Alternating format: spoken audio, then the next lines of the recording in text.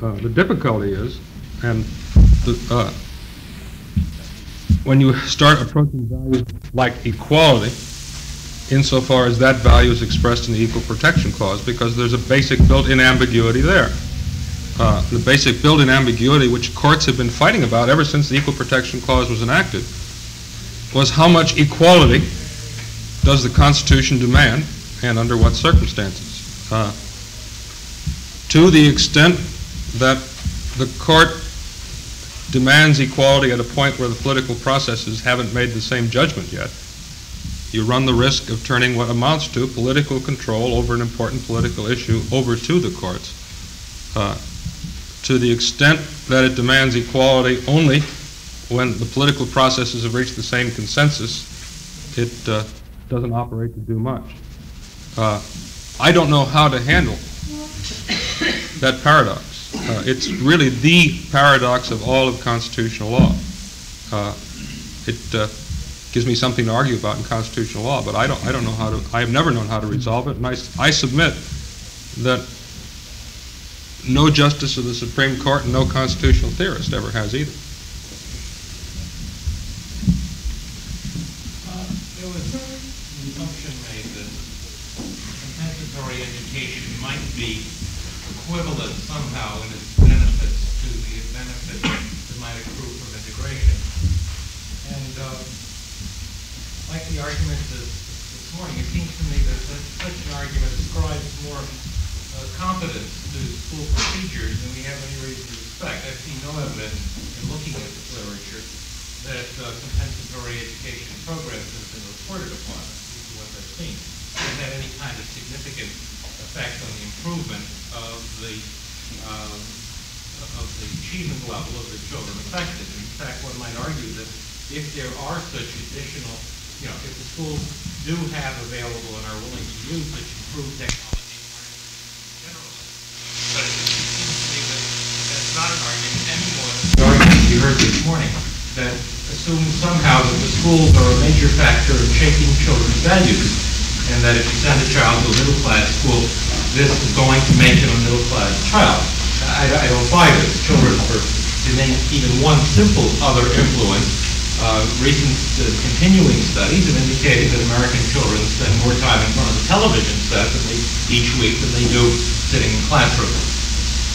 We have in fact, we have contrary evidence. It seems to me that the people who are least reverent about middle-class values are the people who have the most exposure to the educational system.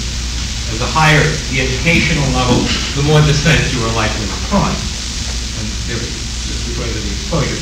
I really don't buy the argument that compensatory education, at least as it seems to be practiced, represents anything but another kind of device for segregation, be it socioeconomic or ethnic. The figure that Mr. Taylor mentioned this morning of 110 to 160 billion came, I think, from a paper that was presented at the recent conference that the Commission on Civil Rights conducted on equality of educational opportunity, and an educator there simply sought to cost out the most expansive forms of compensatory education programs that have been proposed, and I think it's quite correct. There's no proof that they would work. But taking the ideal, that's what it would cost. Yes? I'd like to address this question to everyone. I have a little bit for everybody. First of all, to Mr. Goodlad, did not the Brown versus Illinois decision say that segregation by itself is inherently equal and unequal, not even considering the educational factors which you brought up? If that is true, then I would like to ask Mr. Cohen, would you say there was no clear constitutional authority? I would assume that the Brown versus Illinois decision would say that there is clear constitutional authority to take an active step in desegregation of the school. And incidentally, whenever I hear an answer to any problem is that, well, if we can convince the majority of the people, I have a sinking of my heart. I think that really this is one thing where we must rely on the court.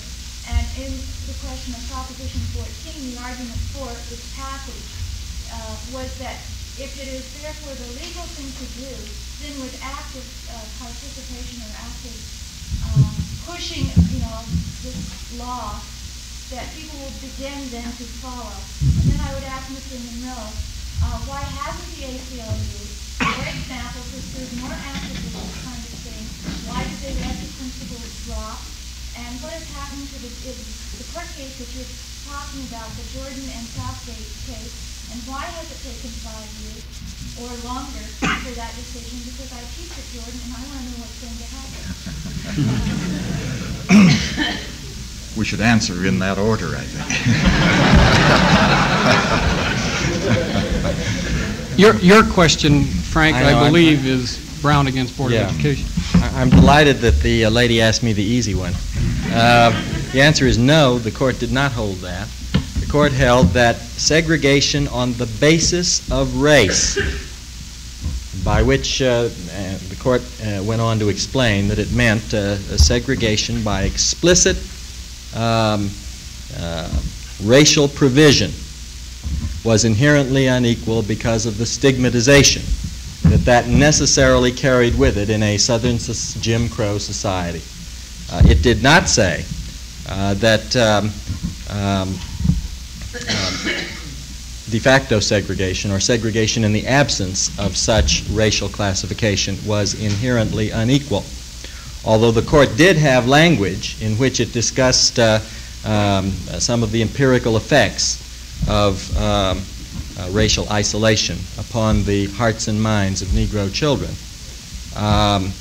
which might or might not be true of de facto segregation also, but which the court didn't say was true of de facto segregation and couldn't possibly have said so because the record before it was completely devoid of any evidence of that, and indeed, in my judgment, devoid of any evidence even with respect to de jure segregation of the schools. So I think Mr. Cohen is quite right when he says that there is no constitutional authority now for the proposition that I'm advocating and that I take it that you would advocate.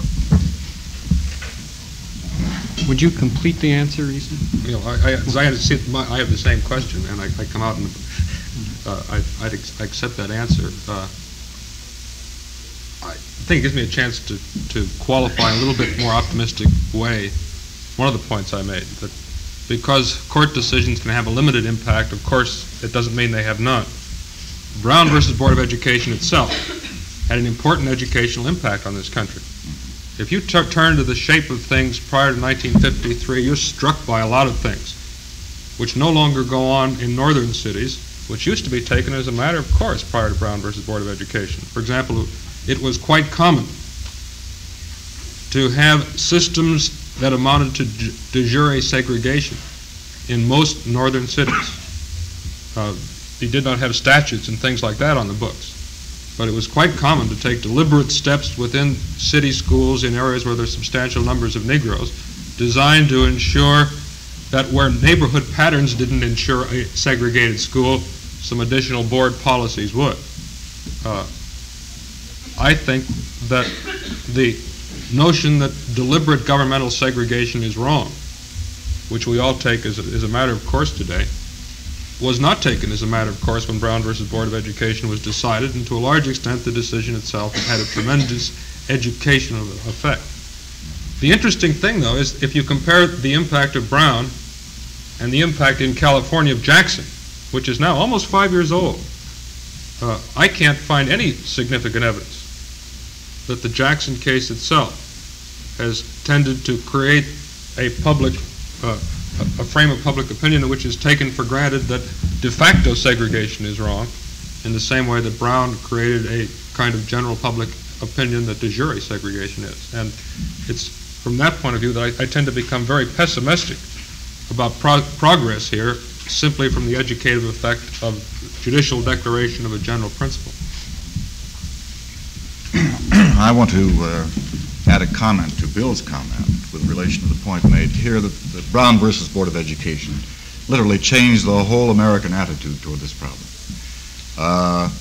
In the precise sense, Brown didn't say that we have to have integrated schools, and did not say that these are court and enforceable rules. But the people generally have this impression of what the court said, and in that sense, although it's a kind of confusion, it has a beneficial educational effect upon the, at least the thinking people. Now we have an idea to work with, and we can advance it in court with varying degrees of success. We can advance it in the public forum and arena with maybe greater success. In response to the question, as I remember it, the facts in Jackson versus Board of Education, Pasadena Board of Education, were these, that by the time the decision was reached, the lad on whose behalf the suit had been filed, he was a junior high school youngster, in, I guess, 7th grade when the suit started. He had graduated from junior high school by the time the decision came down, and there wasn't anything left to try. He was out of that school system, and in that sense we lost the opportunity to try the facts in the case. Why haven't we moved more vigorously and rapidly in Jordan, in the Crawford suit, in relation to Jordan? I think the answer is suggested by the complexity and difficulty of the problem. If we want integrated schools in the city of Los Angeles, really the only agency that can make that decision and carry them through is the Board of Education. Now, as I reported earlier, after 5 years of attempt, we finally got the Board of Education to say, yes, they're for integrated schools. They could, these 7 people could literally overnight change the whole attendance pattern in these schools.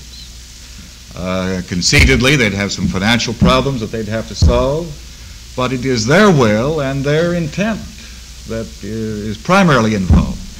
We've gone to court on this very tenuous, very difficult constitutional premise that Brown does mean segregated schools are unconstitutional, that the LA board, as the Pasadena board, looking back over its shoulder, did have an affirmative duty to integrate the schools, but that's by no means an immediately available argument. We'll solve this kind of problem here locally, and it'll be solved elsewhere, as it is being solved in Berkeley and Riverside and other districts, when there is a happy and effective joining of enough judicial pressure on school boards. And I think our case has had a salutary effect upon the Board of Education here. They are in court on this question. If they can move fast enough to keep ahead of the judicial opinion and decision, and it's a gamble on their part too, maybe the judge will say that they have to and set a timetable and tell them to get on with their work. If they can stay just ahead of the hot breath of that lawsuit, they're out of trouble and they're making some movement. But only when we get a school board that wants to do it, when we get some determination, I would say, on the part of the teaching staff, the educators in the city, that this must be done, and increasingly effective arguments in court. Then we begin to produce the practical results, moving toward, and by no magic miracle overnight, as I suggest, but maybe in 10 years, we can affect a pattern of integration in the schools of Los Angeles that makes good sense. But it takes time. Thank you, gentlemen. We'll take a break now for 10 minutes. There are refreshments available, I believe, outside. We have asked ourselves, what do we mean by equality of educational opportunity? The lawyers have given some dimension to what that question means from a constitutional point of view. Now to the educators. What should be educational policy today? What are the practicalities of what we've been talking about here? Our main speaker is Dean John I. Goodlad, the Dean of the Graduate School of Education at UCLA and the Director of Research Program, the Institute for Development of Educational Activities. Dean Goodlad has been a member of the UCLA faculty since 1960 and also director of the University Elementary School. His graduate education was at the University of Chicago. He has authored, co-authored, or edited a number of works on the elementary school curricula. Some recent titles of such publications: The Changing School Curriculum, School's Curriculum and the Individual, The Changing American School. Members of the panel, starting again to your right, Mr. Dorman Commons, who is the president of the State Board of Education. Mr. Commons attended both Stanford University, where he got his undergraduate degree, and the University of Southern California. He is the financial vice president of the Occidental Petroleum Company. UCLA. I beg your pardon? It's all right. He's a member of the board of directors of the Constitutional Rights Foundation and of the executive committee of the National Committee for Support of Public Education. And he has been a member of the State Board of Education for the past 6 years. Next to him is Mr. Ray Berry, who is the associate superintendent of the Riverside Unified School District. Mr. Berry received his degrees at UCLA. He has been a school principal and a district superintendent in other school districts before joining in 1960 the Riverside Unified School District. He became associate superintendent in 1962.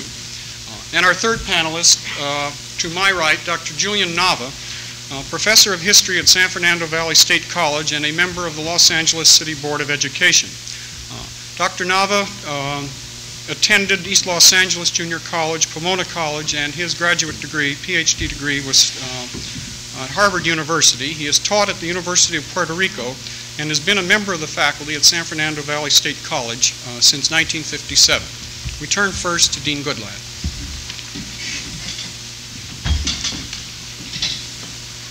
Thank you. I wish to apologize first for not having participated in the activities of the day so far. I think it's most unfortunate that I at least am coming in on the end and probably repeating many of the things that already have been said.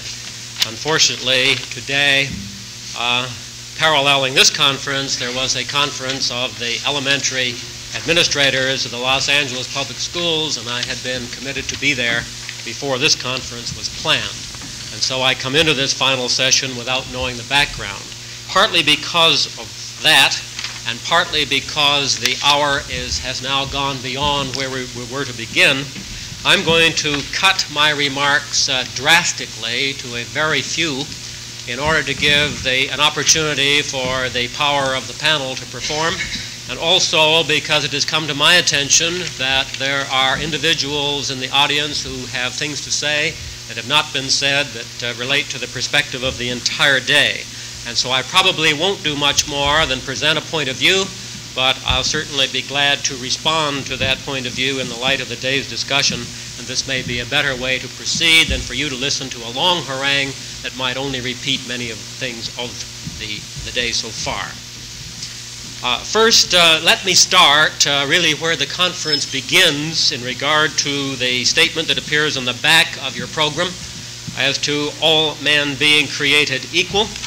And, of course, state the obvious. Certainly all men are not created equal in any hereditary sense. And secondly, not all men are created equal in any environmental sense.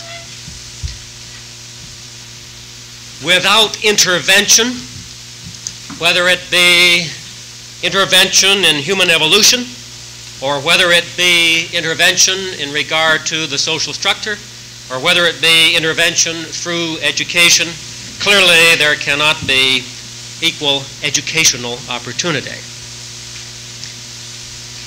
Secondly, I was asked to respond to the question as to whether or not the educational responsibility was integration or compensation. I respond to that one by saying necessarily both. And in regard to the first, the function of integration is to provide, in the long run, the rich mix. While certainly our problems are urgent ones with respect to the integration problem at the moment, For the long-term pull, it seems to me that the rich mix becomes absolutely necessary for all of us. If youngsters are indeed to have the kinds of associations they must have in order to transcend their culture in any meaningful way. And so the point of view that I would look at for the conduct of education in the school and the classroom would be to provide the richest possible mix of youngsters in the learning situation. And in a moment, I will try to indicate what that means for specific educational practices. Then, with respect to the compensation side, it seems to me that the necessity here is to provide what I would call tailor-made education, within which we try to diagnose the educational readiness of each individual child and to prescribe for him accordingly. In other words, I take a stand against mass education and certainly against the notion that we can make significant differences, for example, to the teaching of reading by moving from look-say methods, phonics methods, linguistic analysis methods, initial teaching alphabet, words in color, or you name it. Certainly we can find differences among those various approaches and have found differences among those various approaches, but my guess is that no one of these is powerful enough to do the job that's involved in the learning situation. Let me try with you then something that may have been done already today, which is to propose quickly a model, the dimensions of which are largely unknown to us, but at least they give us a way of thinking about education. I'll use the chalkboard for what I want to do. Supposing for a moment we hypothesize a totality with respect to all the factors that might affect a youngster's learning in school, and I'll just make it a pie. Now, the probability is that within this pie there are fairly significant clusters of factors which have ultimate limits in regard to how much they can affect the educational situation. In the past, our view of these factors have been very, very limited, and we have tended to think of them as to the input of dollars. Question mark would be a good way to indicate dollars. Having talked this morning to the Los Angeles elementary administrators about the inequalities between the dollars provided for elementary education in contrast to the dollars provided for secondary education, where much of the behavior is already crystallized, I'm very conscious of the question mark pertaining to dollars. A second part of the pie certainly is the actual substantive character of the curriculum. That is, the nature of the mathematics that's put in, the nature of the social studies content, the nature of the subject matter content itself, and I'll put a chunk for content. Possibly these chunks should be larger, I do not know, or smaller. Again, we don't know. Work is progressing with respect to the study of models of this kind, however, in order to see if we can begin to get a picture of the contribution of the various factors. Certainly another part of this would be what we might call pedagogy. That is, the actual methodology of the teacher, the relationship of the teacher to the youngsters, and so on. And it seems to me when one begins to think this way, for people to say that it all depends on the teacher is to ignore a host of other factors which have an influence on the learning process.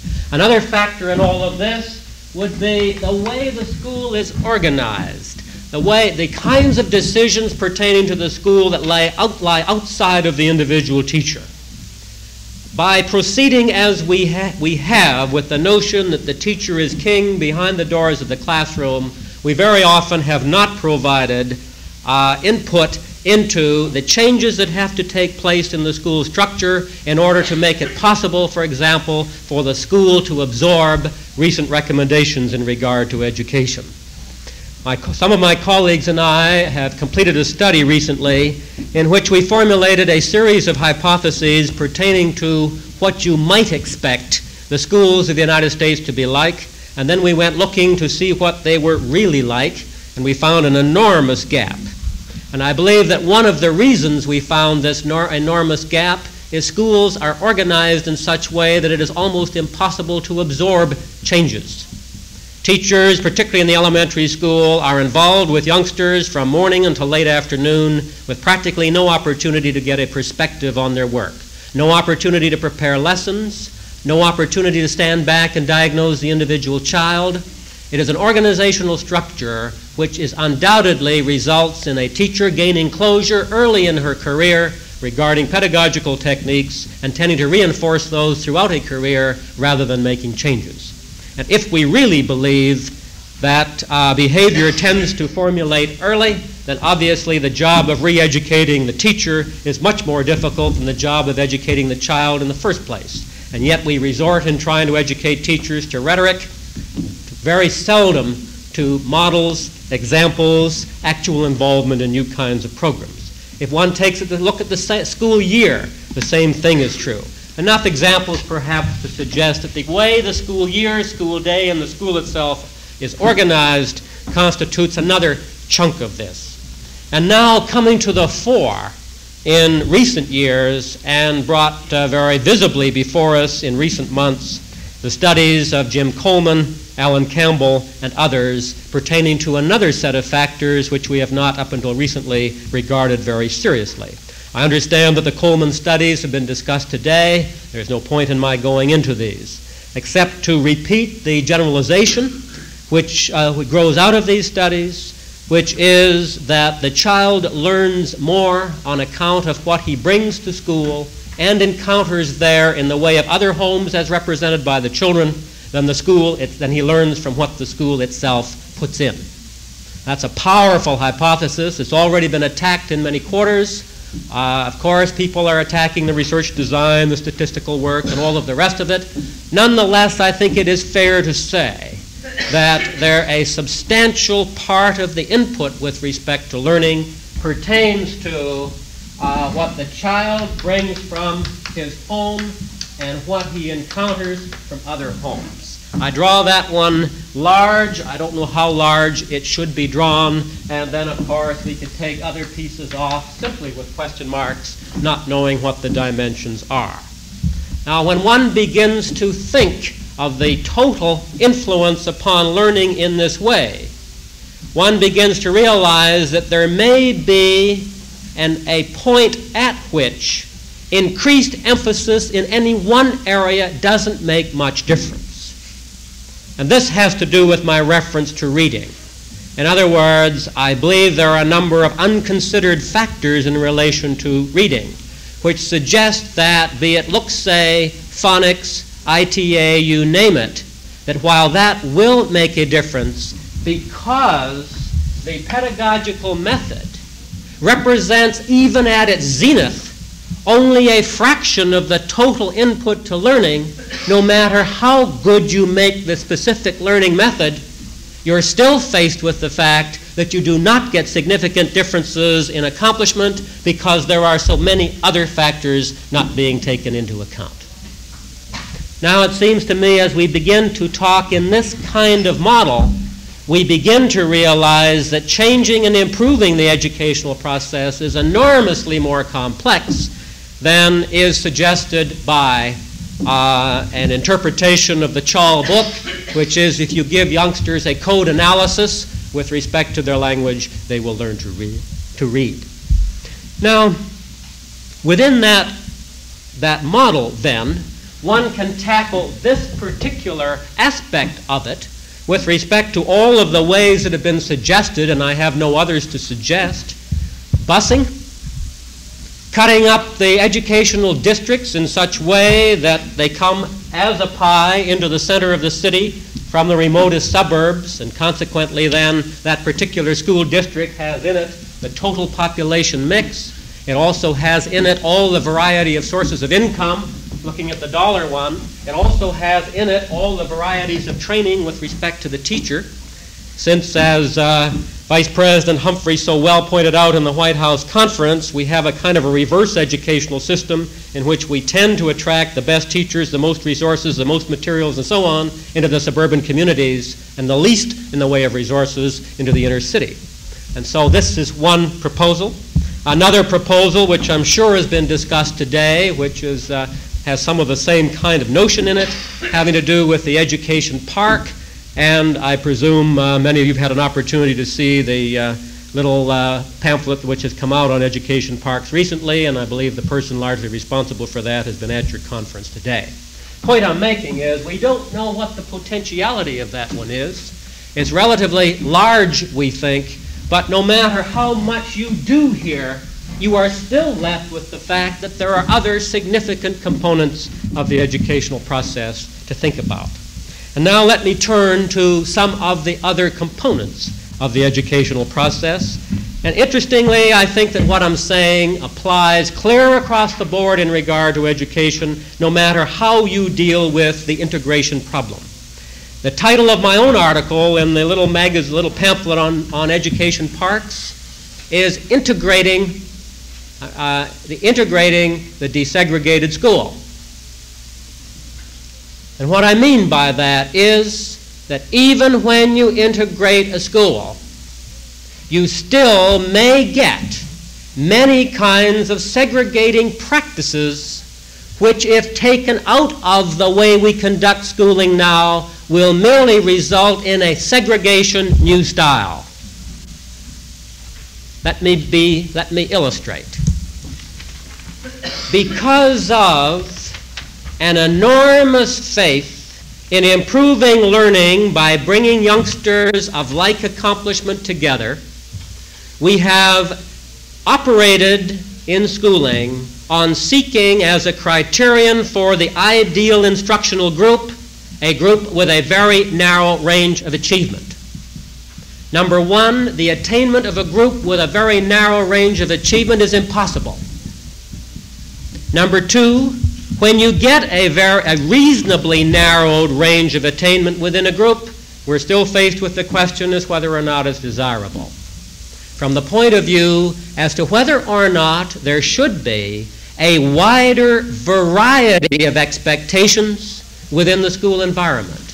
And that is, are there kinds of learnings in the school which are inhibited because of the limited mix now based upon either IQ, which is sometimes used as a basis, or past achievement, therefore homogeneous grouping as a basis. Now then, if it is true that the disadvantaged child begins school with a profound disadvantage, and if it is likewise true that the disadvantage in the home and community environment tends to persist, then the conditions which enter into the learning accomplishment will tend to persist. Consequently, then, if we use systems of grouping within the school which tend to classify youngsters according to their past and present accomplishments, the result will be a segregated school within a so-called integrated environment. And this was the warning I sounded with respect to education parks, that if we are simply trying to model schools and integrated environments after the kinds of schools that we now value in our culture, we may be making a serious mistake.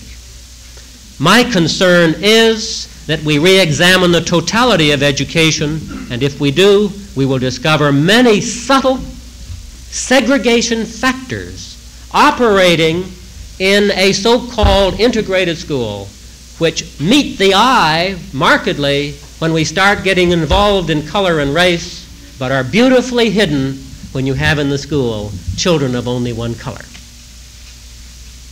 Now, the core of my argument, you might call it, is that in addition to whatever we may do to improve the mix with respect to race, religion, ethnic group, and so on, whatever we may do to improve the heterogeneity of the mix has to be accompanied by techniques which do not discriminate against the youngster with respect to his readiness to learn the accomplishments of the school on the basis of these and other kinds of characteristics. Now, as answers to these sorts of problems, what are some of the recommendations? Number one, that we pay much less attention to age and grade as a criterion as to what human beings should learn, making it much easier for individuals to have second chances, much easier for individuals to learn what is appropriate for them, regardless of age, size of body, or you name it. And this is very difficult to do, providing we continue to pretend that youngsters can indeed be classified into grade levels, and you indeed do have grade levels when you seek to do this. Of course, you do not.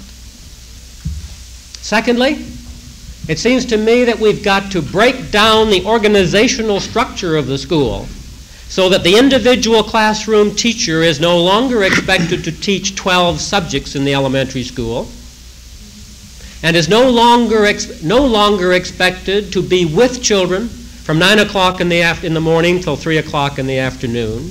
And we might want to consider such things as 12-month years for teachers with a cycle of planning and refreshment.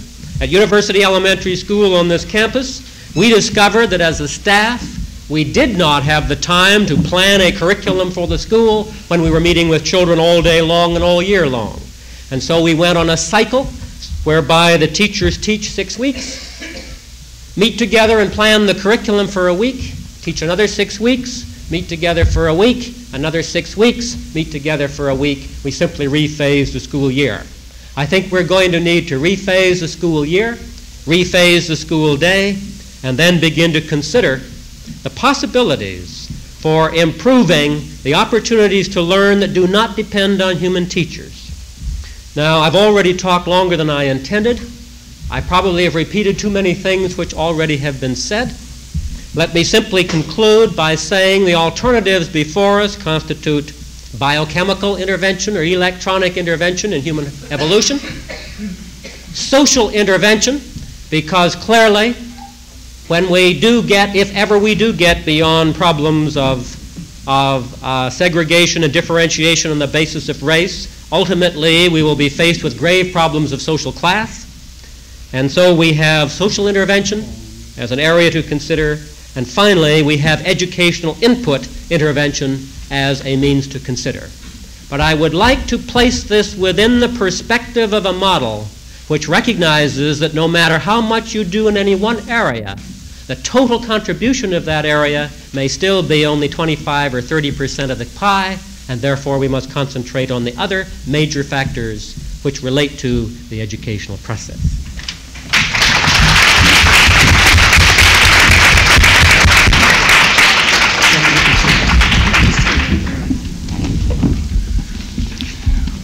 Our panelists will make their comments in the order that they appear in your program, and Mr. Berry will start off.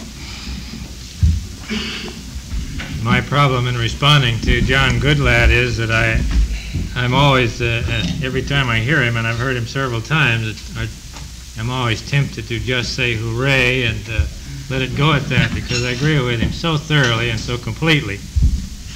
Perhaps my best contribution would be to speak from the context of a school administrator in a school district which has specifically taken the action of desegregating 3 de facto segregated schools over the last 2 years, and then attempted to find a way to integrate those children into the other schools in which they're now housed.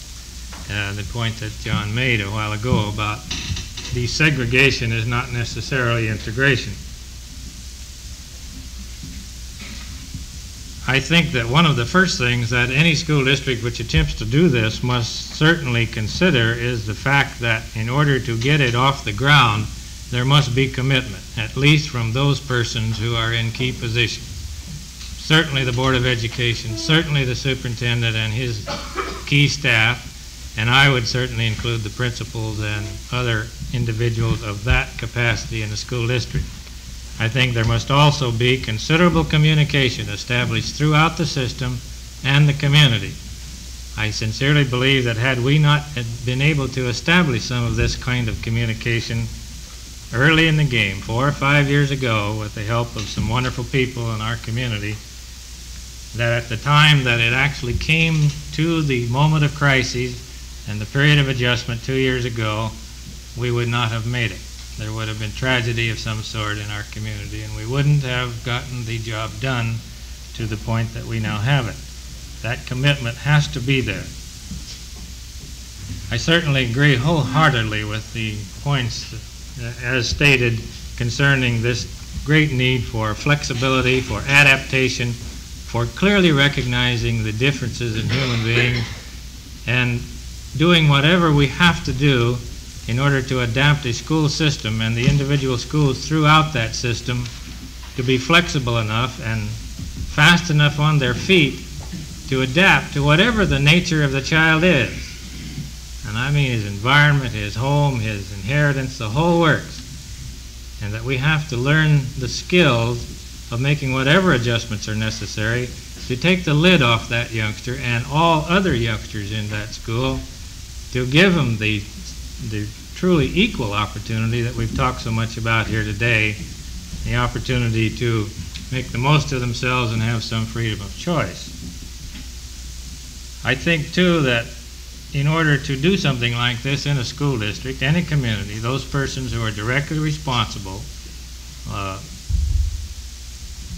just have to accept the fact that there's going to be difficulty, there are going to be moments of crises, there are going to be constant periods of adjustment from one crisis to the other, and that it does take some courage. And I think that, to me at least, one of the keys is that you've got to get the thing off the ground. You've got to make a decision somewhere. You've got to get started. And then you begin to make the adjustments and the adaptations to the needs of the youngsters in the community as best you can in the full sense of the word, professional people working in a community context. Now, this is what we are doing. I think it is reasonably successful, but we're a long way from getting the job done. My point is, just don't wait too long to get ready. You'll never get it done. You've got to get going somehow or other in terms of the community context in which you exist or live. One other key point with me is that as we research this, and by the way, with the cooperation of the University of California in Riverside, we have a tremendous research project going on this effort. I think we are in position now, and shortly more so, to make quite a contribution to some of the types of things discussed here today. As we have gone about this, it has become increasingly apparent that the persons who are probably making the greatest contribution to whatever adjustments and adaptations are necessary for each child are those persons who are closest to him most of the time. These are the teachers, the principal, the school nurse, the psychologist who works in the school, and the parent in the home. It's not the associate superintendent who sits behind a desk downtown or anyone else at the top of a pyramid making decisions about how things ought to be and suggesting that there are certain methods or techniques and so on that if really used in the schools would do the job. I just don't believe that's so.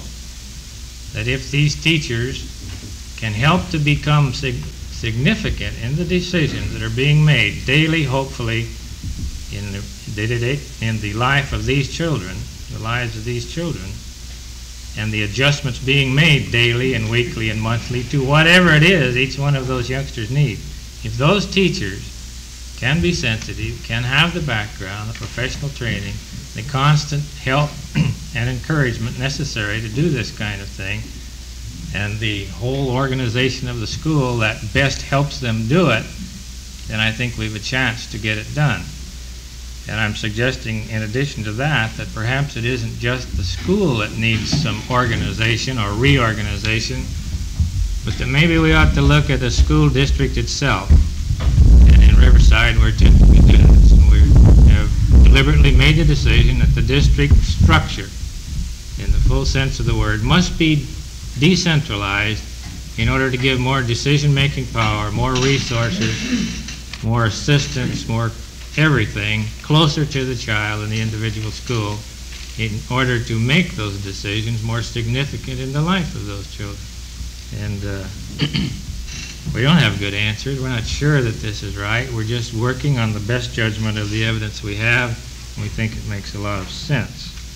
I really believe that all too often at the very early age we begin to teach children failure. We teach them that they don't really fit all too often from the very day they enter school.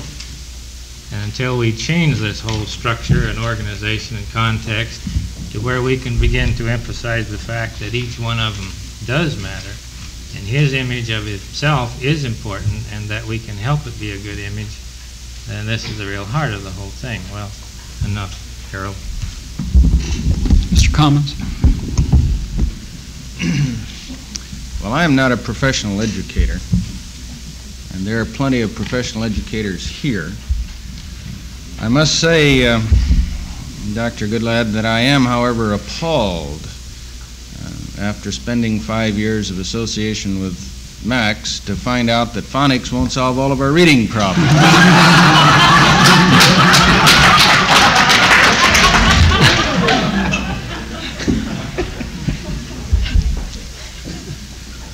I'm also not an attorney, so I won't attempt to give you any legal opinion as to whether or not desegregation is required under the Constitution or not. Basically, I'm a businessman and a parent, and I am convinced, however, that the very survival of our society is totally dependent upon our finding a satisfactory solution to the problems of inequality of educational opportunity. And consequently, I don't really care whether the Constitution requires it or not. I think it is absolutely essential that we find it. I like Bill Cohen's statement in the panel originally, but before this one, in which he said that the real task in our society is to convince the vast majority of middle-class citizens who send their children to high-achievement schools that, number one, there is a problem, and number two, they can be solved without damaging their own children's education. I think if we could do that, we could solve the problem. I think it's absolutely right.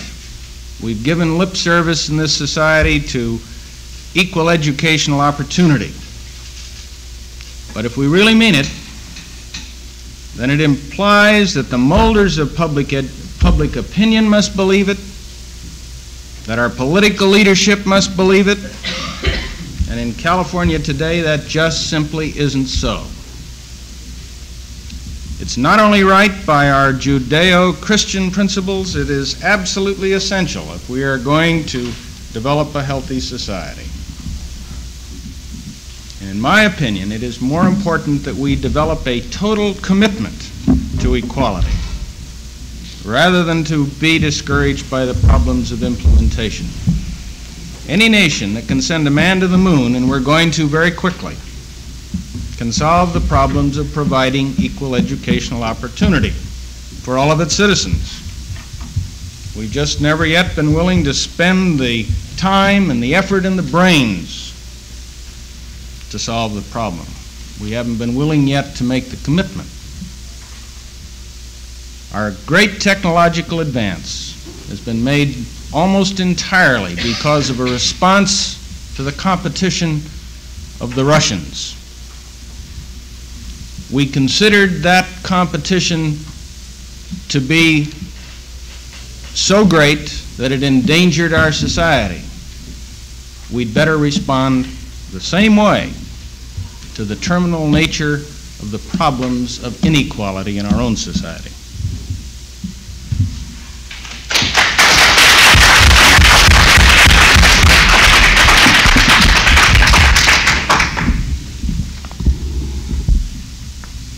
I don't know whether it's an advantage to be last or whether I'm worse off for it, but it's been a pleasure to hear the remarks made by the previous speakers. I'm sort of sorry that there may not be more differences of opinion, because I like sparks, and whether it's Mr. Smoot or someone else, I find that I'm at my best when it's not a polite dialogue. I'd like to speak from the standpoint of a new member of the Los Angeles Board of Education, which is really the main value I have today. I've only been on the board 6 months. It seems like ages. And I find that I really don't know much more now than I knew before. However, it's part of the predicament of a society like ours that officials are somehow endowed with higher wisdom than they really possess by virtue of the position they hold.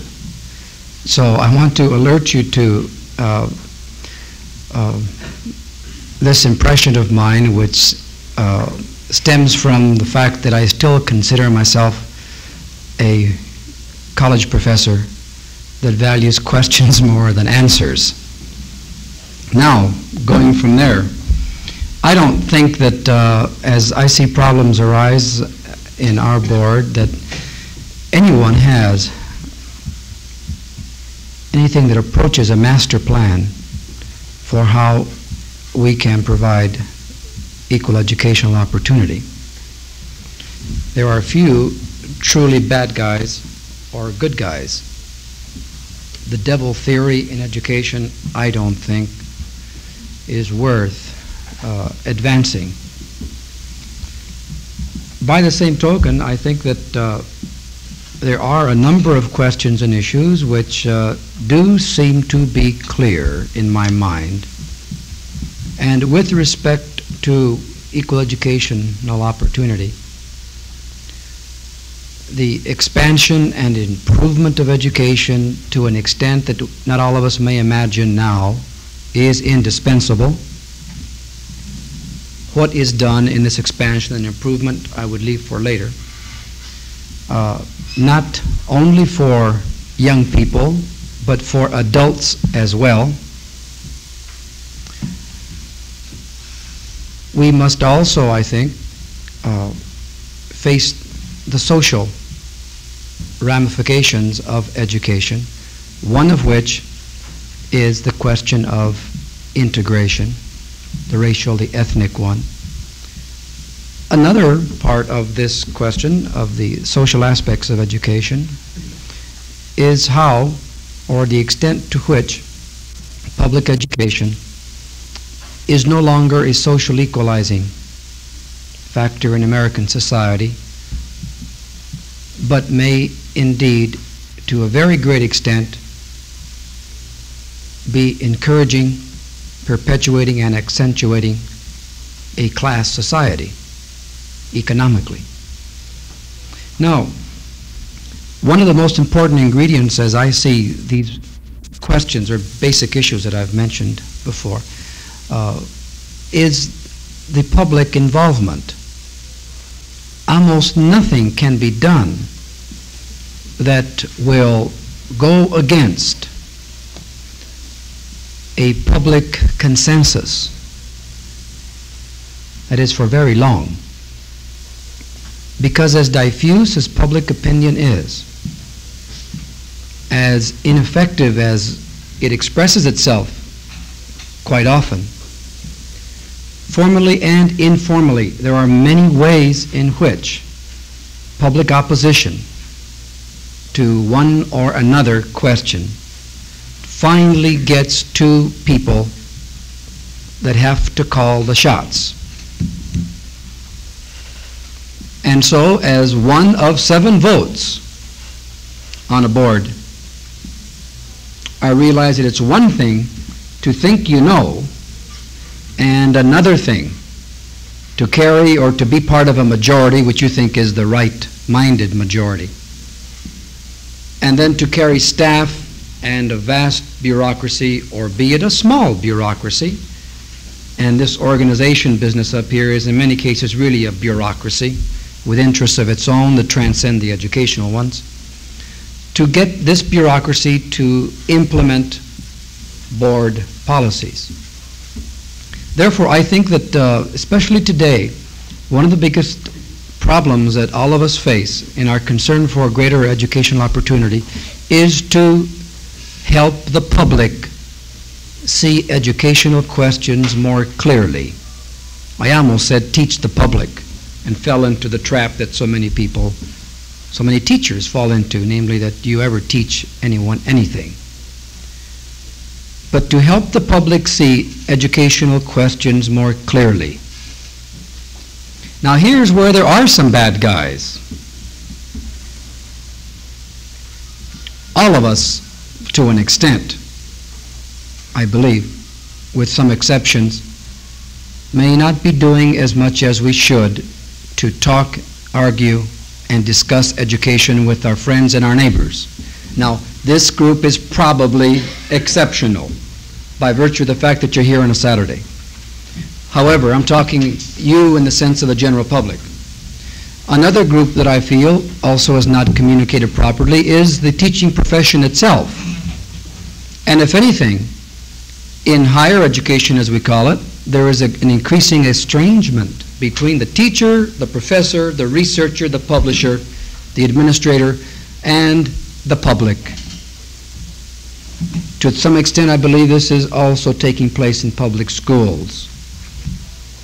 Now, a far worse bad guy is the media, public information, which, with the exception of some newspapers, some of the time, has not met its public responsibility to inform the public about educational questions, progress, prospects, rather than simply orient news regarding public education to crises.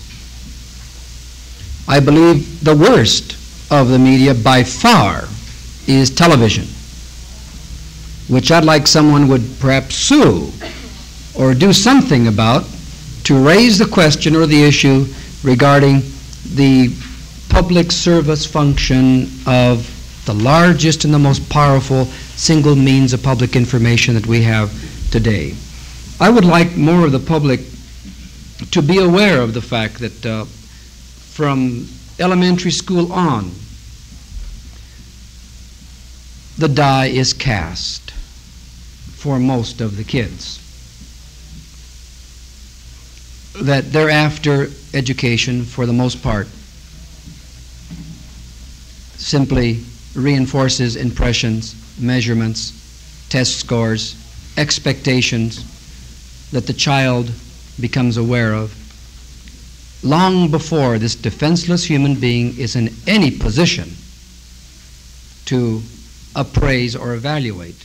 What does it mean to get a poor grade? What does it mean to be chastised or criticized or to be made to feel inadequate because of lower achievement as measured by somebody in the current school of measurement? I think that more of the public should realize that students and their children, in short, have individual rights. Students' rights, which we have not given sufficient attention to. I was comparing notes with Dean Goodlad just before we came in, and I was telling him that it's occurred to me more and more lately that grades themselves, and in short, most examinations that I am aware of that set a figure for intelligence and even aptitude in many respects and interests, probably violate the rights, the civil rights, you might say, of a student who is categorized, in most cases, thereafter, accordingly. I think, furthermore, that the public should realize that teachers do not necessarily know better about teaching, even if they probably know more than the average parent. I think that we have to find a way to ensure equal educational opportunity, update, retrain teachers in some respects, and in others, give them more leisure to think and reflect, so that when they do have contact with a student, the time will be spent to its fullest possible advantage, rather than be primarily babysitting, which so much of our school activity is today in great part.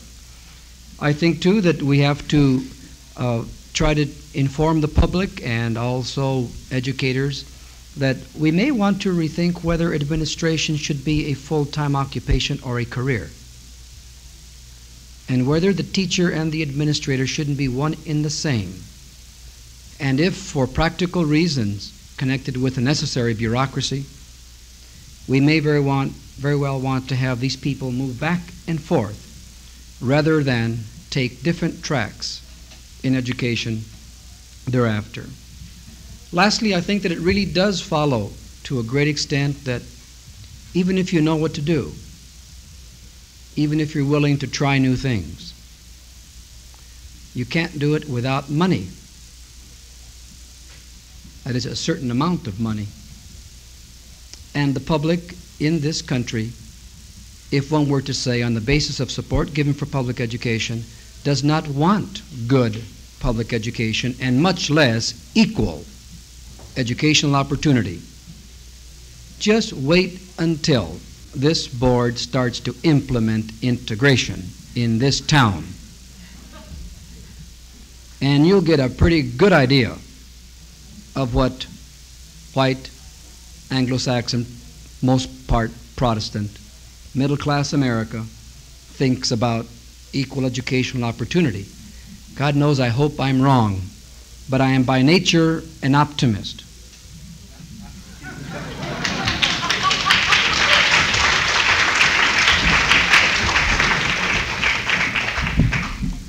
Would any of you gentlemen want to comment on what any of the others have said before we turn to the audience?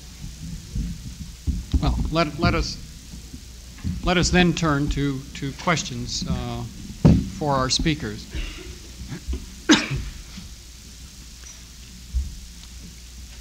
Yes, sir.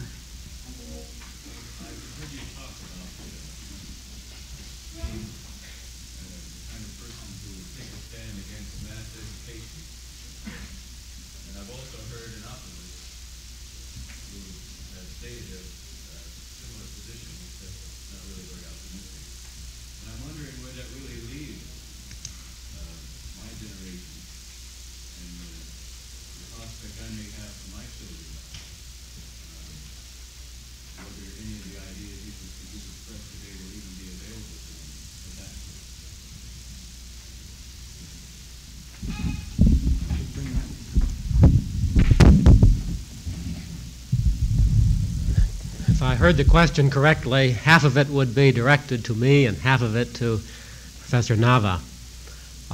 Let me first make it clear that I'm not against mass education. We have it.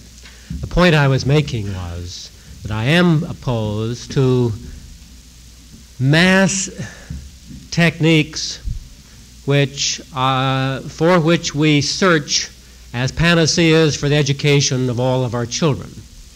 What I'm getting at is that we must create the kind of educational environment in which we can diagnose the individual child and prescribe for him in admittedly a mass setting.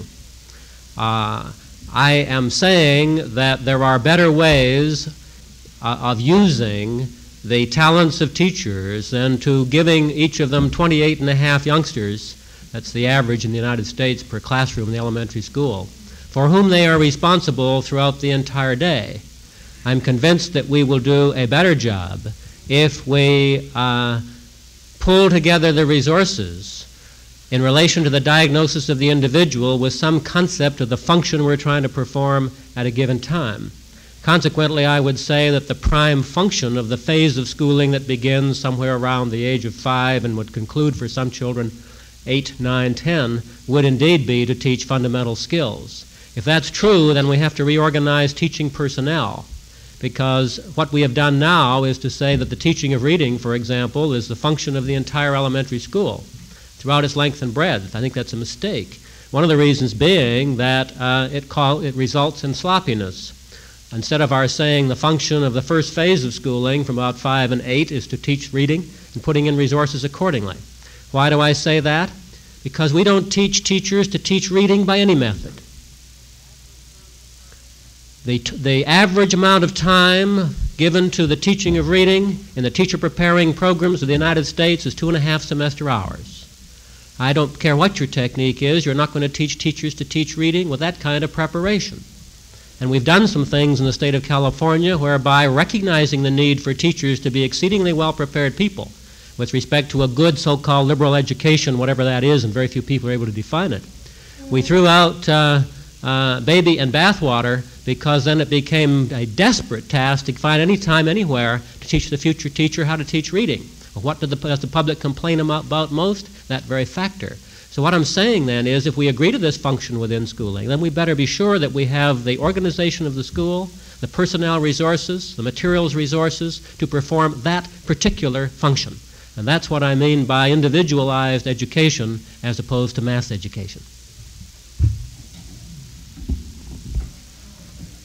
I would concur with what Dr. Goodlad has said and guess that we can save your kids by realizing that we as a society will probably be willing to spend only so much money for teachers and all of the other necessary equipment, plants, equipment, land, and so forth, and the time that money can buy. I would therefore guess that this is the period in American education when we should start with a drastic review of elementary education. And I believe that we know enough now about some of the things that we should do and some of the things that we should stop doing to revise and update elementary education soon. I don't think it's hopeless. I think that generally public education in the United States is getting better in most respects. And if we criticize it, as we do, it's simply because we are knowing more and more about education and how the mind thinks and how it learns, and therefore we are more competent to judge and to criticize. But I think that very often when we knock, when we criticize, attack education, we should bear in mind that basically there are few societies, any place, any time, who have done significantly better. So I start from that premise, and maybe that's part of the optimism that I reflect. But I would say that the best place to start is the elementary level. Because of limited resources, we have, I think, sufficient knowledge to make significant progress, and the progress and the change at the elementary level produces the greatest long-term results. Within a decade, why, you've practically revamped your entire public school system. It may be pertinent, Harold, to the question to note that, and I have to speak again in terms of Riverside, in that community of about 140,000 people, and the sociologist, Dr. Gene Mercer, who is working with us on the research, who has done a thorough analysis of that entire community, describes it as about as white, middle-class Anglo-Saxon as you can get. When we integrated these approximately 1,000 minority children, we also took a control group of children in the receiving schools, and we have interviewed the children and their families over this 2-year period of time. Actually, before the children were physically integrated, the vast majority of the community already supported the move to integration in that sense, in the way that we went at it. And after the first year, with complete interviews now, interviewing both mother and father separately, 4,000 people, the attitude toward integration went up, so that we're now saying that among the Anglos, as we describe them, in that community, it is now at about 70% of strong support and approval, and among the other groups even higher. So I don't think it's hopeless by any manner of means. Yes, ma'am. As holder of an elementary teaching credential, I'm tremendously interested in all this, particularly in what you said about teaching teachers to teach reading. But I'm also quite interested in the passing remarks of Dr. Nava about the need for expansion, and you mentioned adults as well as. Would you care to expand on that at all?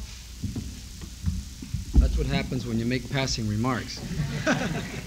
Yes, but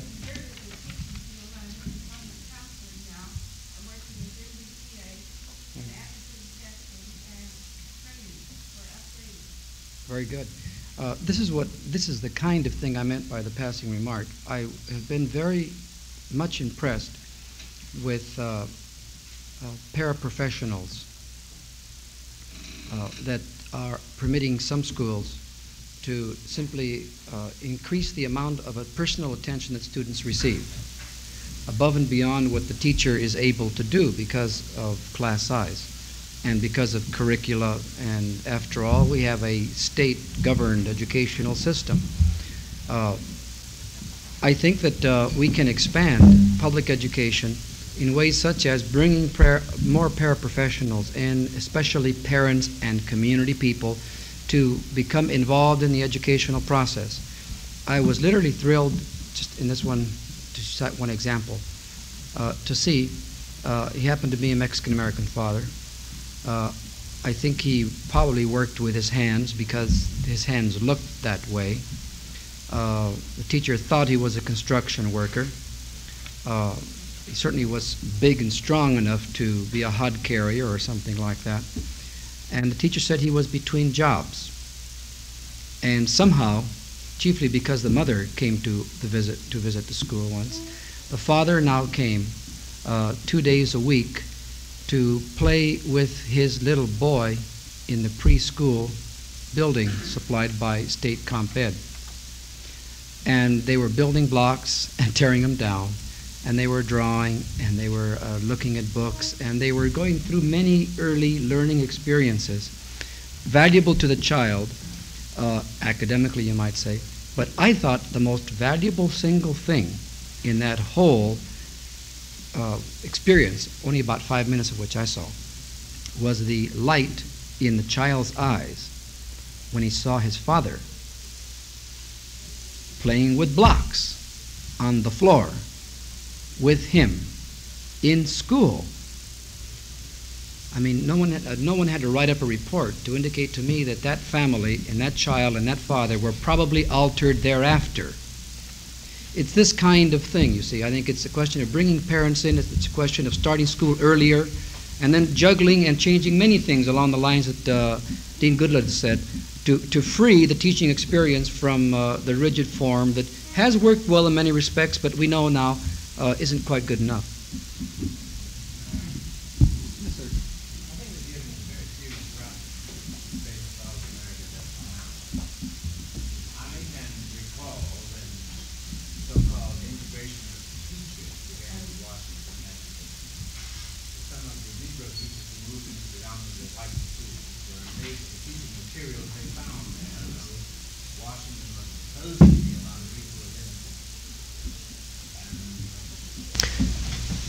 I think this is an exceedingly important question and indicates why I treated the problem as I did with the various component parts.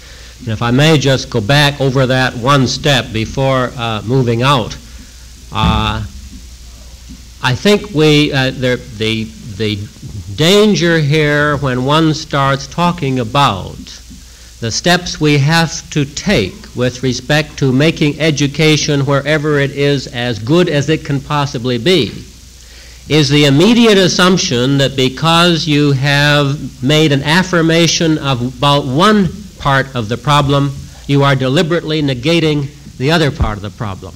And this is why I wanted to keep these things in balance. So if you fully understand that, my model says that the mix of youngsters is exceedingly important in the educational enterprise. Then with that affirmation, we can turn to the pedagogical, the content, the organization of the school, which I do not think we have begun to touch with respect to the inner city. And I believe that in the tremendous amount of agitation pertaining to integration per se, plus the fear that if we get good schools in integrated environments, everyone will relax and not attempt to do the other job, we have been reluctant to hit the problem of what we can do in the school environment. And it was for this reason that in preparing a position paper on instruction for the State Committee on Public Education, which is now reporting to the State Board, which Mr. Commons chairs, that one of my proposals was the provision of funds for the creation of experimental schools. And in these and I proposed that these experimental schools, of necessity, by the very way I set them up in the recommendation, would have to be in heavily populated areas. The reason being that by placing them in heavily populated areas, you can do two things. One, you can declare the function of this school as experimental, and therefore say to teachers who join you, remember, your function in this school is to experiment. Usually, so you see, we hire the staff and then try to get them to innovate. Here we would say the criterion of your employment is willingness to do this. Even in a place like University Elementary School, a laboratory school, there are staff members who say, why should I try that? These are the ways that work for me. And my answer constantly is, look, you're in an innovative place, a place where we're so supposed to set the pace.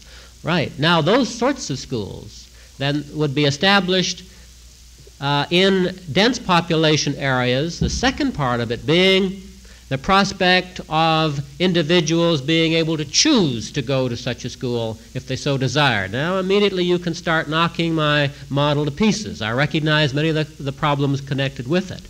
But the point being, to establish schools which are from the very beginning, in many instances, because of the growth of population, schools have to be built anyway. Why do we build the same old egg crates, the same old structures, the same old symbols of failure which we have built in the past? In these population areas where we do indeed have to build new schools, we should build them with the function of innovation built in effect. And in these schools, try to reach the 90+% of what we can do in each of the educational areas. And now I have to back up immediately because of the terrible danger of misunderstanding on that one and say, no, it doesn't solve the problem of the mix. No, it doesn't negate the danger of people saying, well, you're providing a good educational program here, so you won't have to get into the integration problem. What I'm saying is we could be doing a great deal educationally now with respect to these kinds of schools, and I laid out a pretty comprehensive set of recommendations which might be taken into account with respect to my own recommendations as one of 5 sets of recommendations to the State Board of Education. I'm so glad to get this kind of a question before us because I think that the smoke very often obscures the possibility for dealing with the kind of question which Mr. Jones has presented.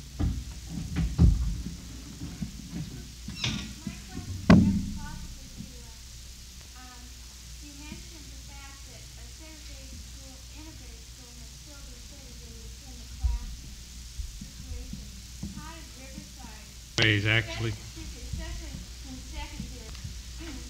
I would have to say, first of all, that we haven't done well at secondary level in Riverside, which, by the way, has always been rather well physically integrated, but all too often quite thoroughly segregated internally within the schools. We've not done this well. We are attempting to get at it by developing much more flexibility through a very extensive teacher training program, which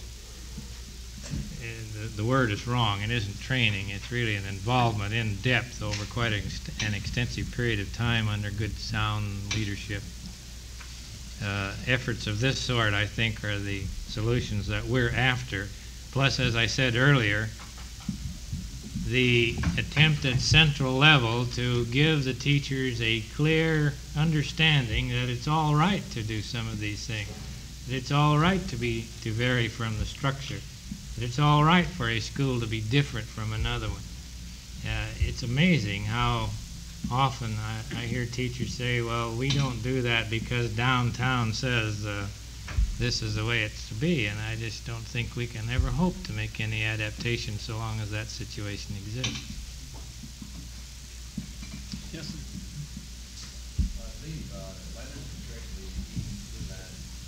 You are against grouping of students according to ability. I wonder if by so doing, if you're not handicapping master learners. Care to comment on that?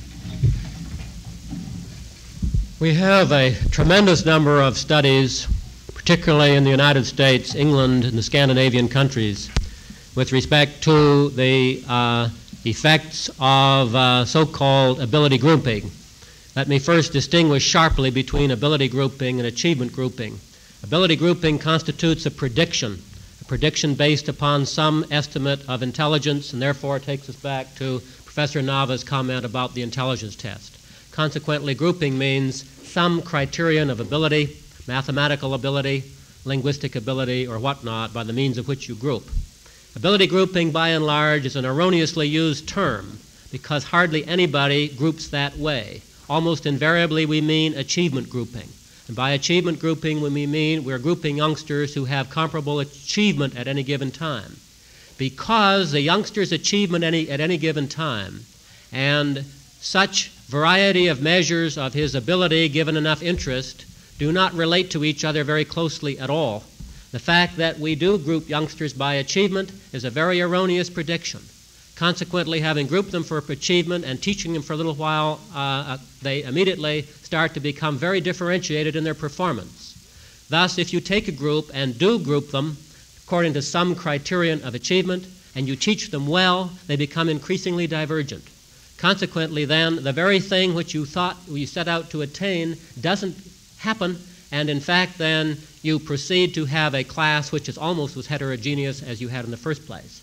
Secondly, such evidence as there is, and the studies split about 50-50 with respect to differences. For every study you can find which shows that a youngster profits academically from such an arrangement, you can find a parallel study which suggests he doesn't profit. But the evidence that stands out best regarding the effects of achievement grouping on youngsters tends to show hardly any difference for the gifted, but it does show that youngsters who tend to be less able, who are grouped for achievement, tend to do less well in the homogeneous situation than they do in the heterogeneous one. Consequently, then, the evidence points to, doesn't make much difference for the bright youngster, does make difference for the youngster who isn't achieving well at a particular given time. There's another nice little problem here which doesn't meet the eye too either. And that is, there's a kind of, I suppose, in biology there would be a principle, and I suppose in sociology there would be a principle, that if you look very closely at phenomena that appear to be alike, and really find them alike, chances are you just haven't looked deep enough. And this one happens to work educationally too, and consequently in the studies of Irving Balow over at Riverside, for example, he took classes which had been grouped, quote, homogeneously for reading, the usual scores on an achievement test, showing their word recognition and their paragraph meaning skills, which are the two criteria usually used. And then these classes were grouped according to their accomplishment in reading and separated into separate classes. Then Professor Balow used 8 criteria on which you can measure reading. That is, reading consists of many phenomena. He took 8 of them and remeasured the groups and found no differences among the groups so segregated. And that is, in other words, each group varied as much when you used 8 criteria as they had before you ever separated them up, which shows in education, too, when you seem to have likeness, you really don't. Now let me make a point which I think is critical so I won't be misunderstood. I am not opposed to temporary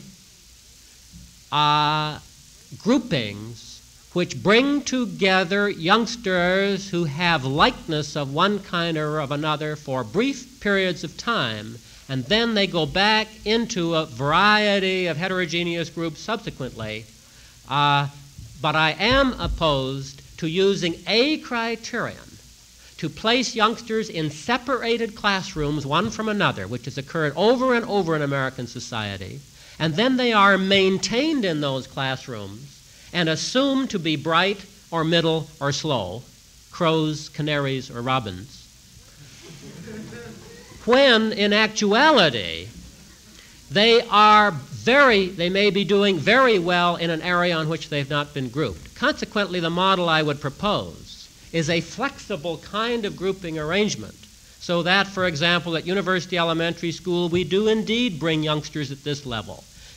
8 or 10 of them, age 9, 10, 11, and 12. We don't pay much attention to age as a criterion for learning, and allow these youngsters, all of whom are gifted in mathematics, to perform on the binary number system basic to the computer while in the elementary school.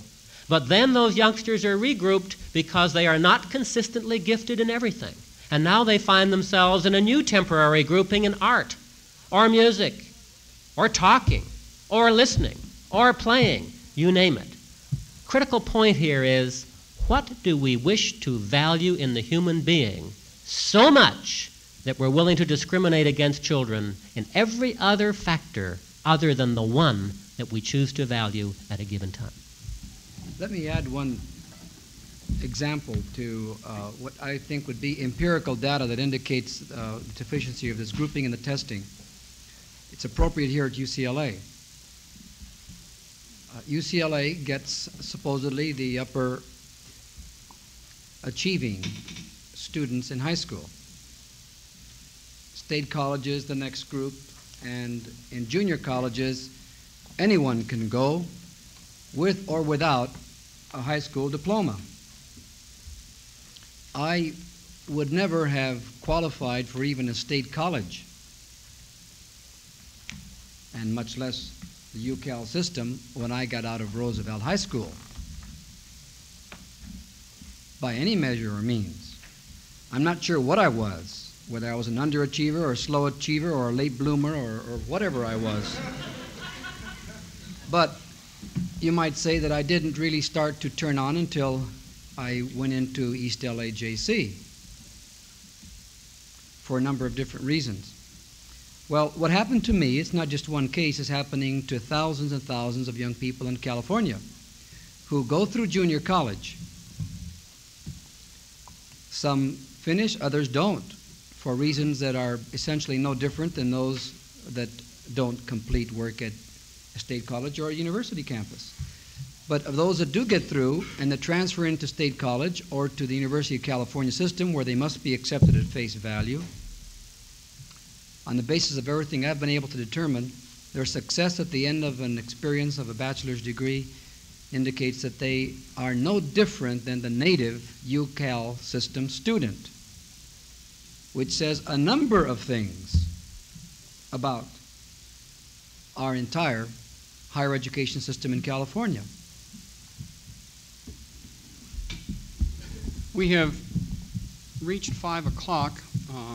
I will thank our panel members and would like now to turn the chair over to the Associate Dean of the Graduate School of Education, Professor Wayne Gordon, for a few closing remarks.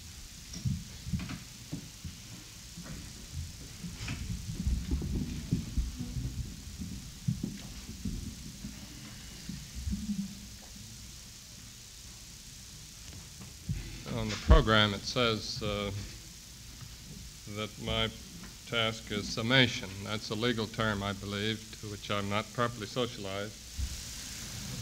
So I'll redefine in terms of more appropriate role, not education probably, but religion. I think what we need now is a benediction.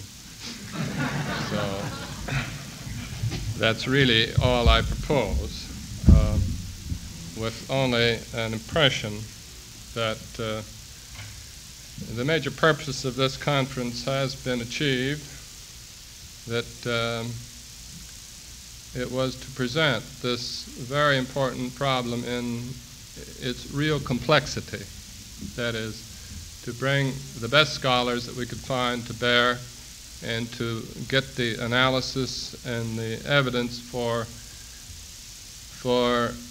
helping us realize in this complexity a better possibility for advancing solutions to the problem. So this is another reason why we shouldn't have a summation. It would oversimplify what I think is an appropriate awareness of the large number of issues that have been presented. So I think that objective has been achieved.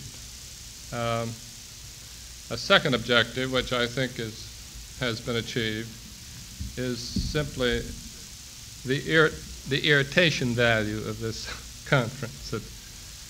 A poet once, in trying to define what lyric poetry was, says, the pearl is the disease of the oyster, and the lyric poem is the disease of the mind.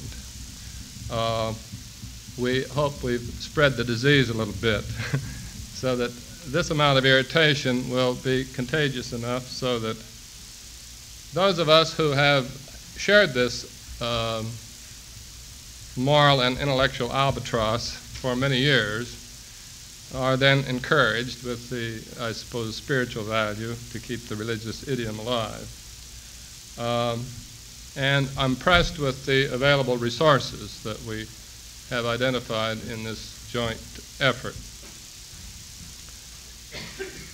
Simply on the main theme, I think the 3 sessions did show that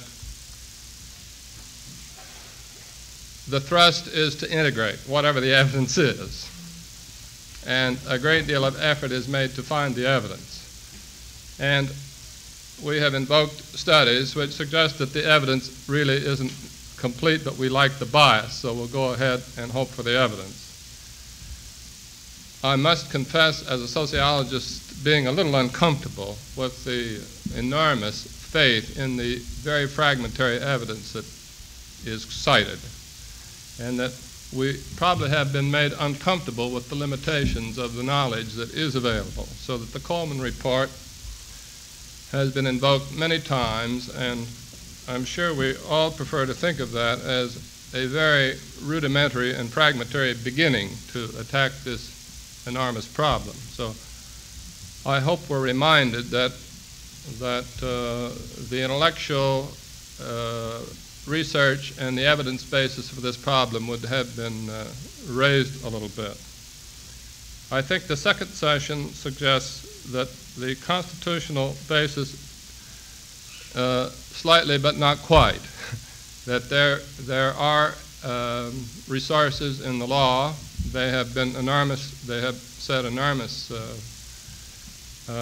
precedent, and it may develop that this would be extended, but at most there seems to be some agreement that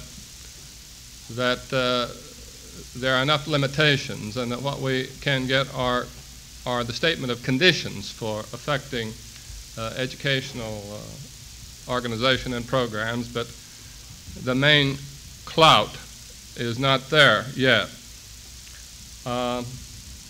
The third session seems to have raised the level of our awareness for the professional responsibility, and here I'm encouraged again. It seemed to me that earlier today we were offering some rather sometimes underdeveloped concepts of how complicated education is, and that the last 2 discussions, I think, have struck a balance for us to show that our technical problems are enormous, no matter whatever our policy decisions are going to be. So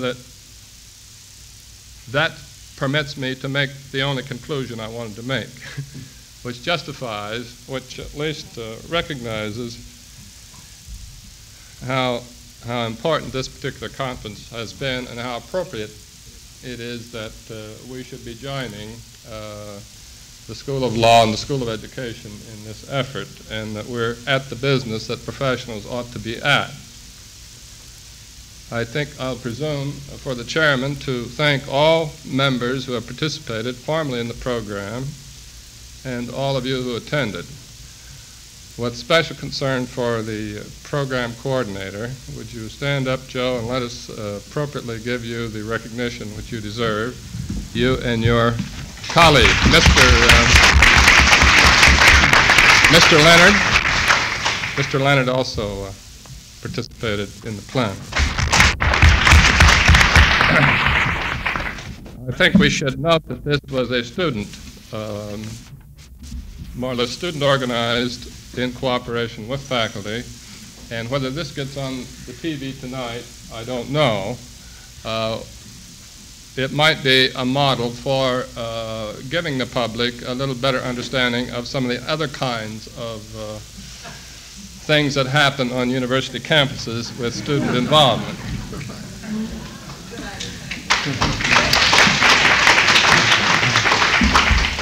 And so if I may shift the idiom, we would say, I guess class is dismissed, right?